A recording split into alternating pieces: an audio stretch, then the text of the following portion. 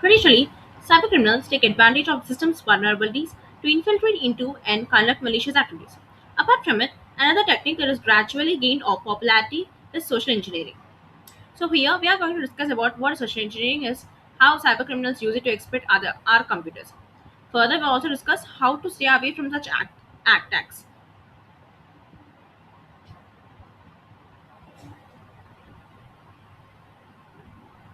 So, what is social engineering?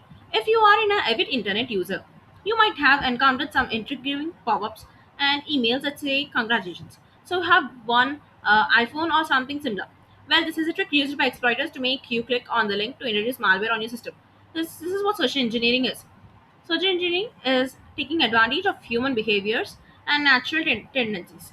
The engineering attacks are conducted by analyzing how users will react if a fake offer or scenario is presented before them. It exploits the human psychology to manipulate people into making security mistakes and giving away confidential information. The attacks are executed by proposing offers that are too good to be true. Life cycle of social engineering attack is done in a different ways. So there's life cycle of social engineering. Since it requires the victim's interaction, a social engineering attack is not a straightforward task and requires extensive research and several steps for successful conduct. One, the first step is to identify the victims. Do their background research to find out how they can how they can be exploited psychologically, and then select the attacker method accordingly. Two, the next attacker would start frequently engaging with the target by spinning a fake story, thereby psychologically taking control of the victim. And three, now in this step, the attacker would execute the attack using the knowledge gained by the tricking the user. After the victim performed what was intended by the intruder, he would likely sabotage the system without making the victims realize it. Finally, after successfully infiltrating the system, the intruder would remove all its traces and close all the interactions. So, from this, here, types of social engineering attacks. Based on this, the social engineering assaults can be conducted anywhere where human interaction is involved. Here are the two types of digital social engineering attacks. Phishing, it is the most common social engineering attack. In this, the victims are tricked into providing the confidential information by creating a sense of urgency, curiosity, and fear. Phishing is usually conducted through emails or text messages. It can also be done via catchy pop ups. Take an example of a phishing email spam. A fake email claiming to be from a official bank organization can be sent to these can be sent to thousands of users asking them to change their internet banking. So banking password urgently for the security purpose. The mail would contain a link where which would redirect the user to the fake website identical to the bank's original website. In fair, users would unknowingly enter their banking credentials and thus fall into the attacker's trap. Next, spear phishing. The spear phishing is more specific version of phishing. It specifies attack on a specific victim who possesses critical information.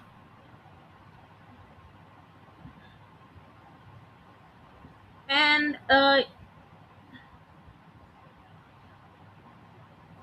So, baiting. Baiting is another popular social engineering attack. The attacker provides a fake offer as bait and takes advantage of the user's greed or curiosity. For example, many online ads offer free software or services to encourage users to click on it. Once clicked, either a fake malware infected program would be downloaded into their system, where they would be redirected to some malicious sites. Scratchware. So, Sketchware is a malicious program that has no real benefit to the users, but intruders trick them into downloading by it for creating a sense of fear in the minds. At first, users are randomly bombarded with the false threats, which convey them that the system is in danger of cyber risk, and to fix that, they need to download and install the given program. That given program could be the gateway to malware or malware itself. A typical sketchware example is pop-up that randomly appears on your screen while browsing the internet that displays a message like your device is infected with viruses. So from this, pretexting. Next, in pretexting, the intruder would impersonate itself as a bank official, police officer, or any other authority to provide the sensitive information. The intruder would first establish trust by validating the standard info such as name, date of birth, etc. All this information is gathered during research.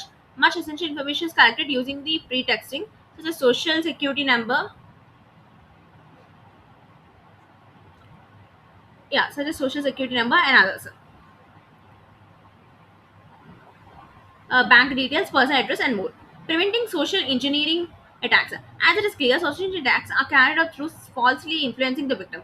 So you have to be very attentive in determining fake offers. Let us now discuss some methods to avoid them. Avoid opening emails and attachments. If you receive an email from an unknown source, cross check before following its instructions. Never open an email attachment from a dubious source. If it feels legit, then scan it with an anti malware, then open. Avoid sharing personal information. You should never report your sensitive information to strangers on the internet. If you get any call or text from a person claiming to be an official, thoroughly verify their identity before revealing anything to them. Be careful of the tempting offers. Most users get trapped in social engineering because of the unreal offers.